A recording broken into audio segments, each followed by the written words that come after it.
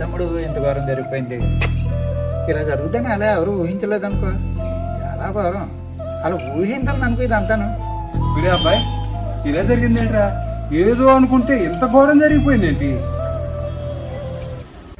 ఎందుకయ్యాలి మీకు ఓటు? ఊరోళ్ళందరికీ చీరలు పంచిపెట్టారు. ఒక్క 5,000 ఇచ్చారా?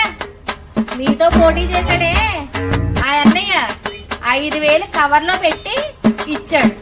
ఒక లెటర్ కూడా రాసి పెట్టాడు. ఏమన్నమ్మా?